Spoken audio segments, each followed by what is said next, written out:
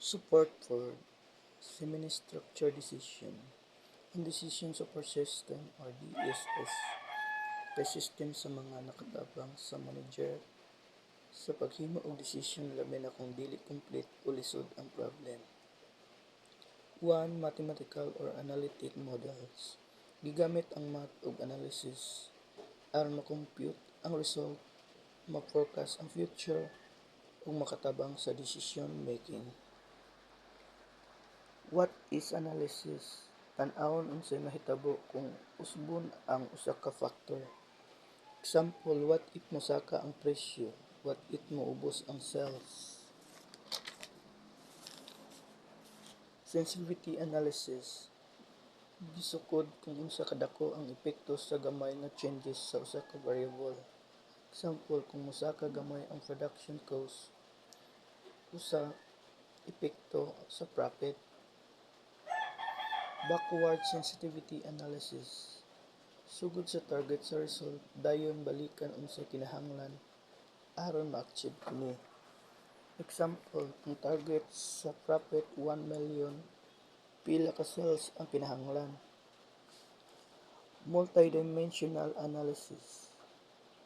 Pag-analyze sa data gikan sa lain-laing angles o dimensions.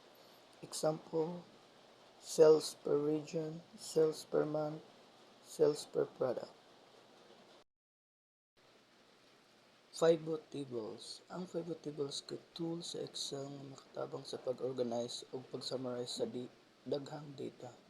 Example, customer regions, advertising source, o customer distribution. Decision support for senior management 1 of 2. The ESS Executive Support System kay system nga nakatabang sa mga senior managers o executive sa paghimo sa importanteng desisyon para sa company. Usa ang tabang sa ESS naghatag og importanteng performance information. Nakatagag bang sa executive nga makafocus sa mga importanteng goals sa negosyo. Balance Scorecard Team Framework. Ang balance scorecard kay pinaagi sa pagsukod sa performance sa company gamit ang upat ka aspekto. 1 is financial. Mao ni ang kita, cash flow, return or investment. 2 is customer satisfaction or customer loyalty. 3 is business process executive time, resource efficiency. 4. Learning and growth, employee develop and employee turnover. Decision support for senior management 2 of 2. Ang business performance management or BPM kay proseso sa pag-convert sa strategy sa company ngadto sa klarong nga operational targets o goals.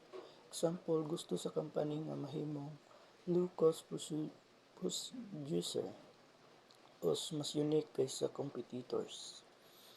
KPI rule. Gigamit ang KPI aron masukod ang kung naa ba sa sakto ang dalan ang company padulong sa goals. Data for ESS. 1 is internal data. Gikan sa sulod sa company. Example, sales report, employee and records. 2 external data.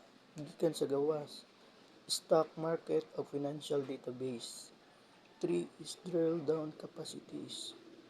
Example, gikan sa total sale, makita pa ang sale, kada branch or kada employees. Interactive decision management and team benefits from more business intelligence. Ang company nga antum kinahanglan og mas maayo nga data ug analysis tool para sa human resources aron mas dali nila mahibal-an ang performance sa employees, hiring ug uban pang problema sa trabaho. Gigamit nila ang business intelligence o BI aron makatigom og data, maka-analyze sa informasyon ug mahimo og mas dako nga desisyon. Important, ang management gusto og mas paspas ug sakto nga impormasyon. Ang technology nakatabang sa pag-analyze sa human resources. Ang PDC portal nagtugot sa employees ug manager nga dali makita sa report ug analysis. Nakabenepisyo ang human resources staff, manager ug employees tungod kay mas organized ang data. Mahimong mas strategic ang human resources kay dili na puro manual ang trabaho.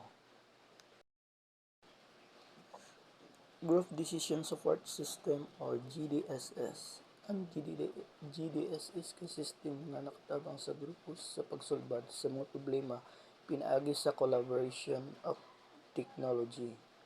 Mga gamit sa GDSS: virtual collaboration room, software para sa collect of ideas, pag-rank o pag-edit sa mga tubag sa participants. Benefits: mas maayo ang teamwork, makainganyo sa tanan nga mohatag og idea, naay anonymity, usahay para walay mahadlok mo opinion. Example, Cisco Collaboration Meeting Rooms, Skype for Business. How will MIS help my career? Ang MIS Management Information System nakatabang sa career kay nagtuno kini unsaon paggamit sa technology o data sa negosyo. Company Western Well Health, position entry-level data analysis. Job sa data analyze, pag-analyze sa data, paghimog reports, pagtabang sa management decision making. Kinahanglan nga skills: computer skills, data analysis, communication, problem solving.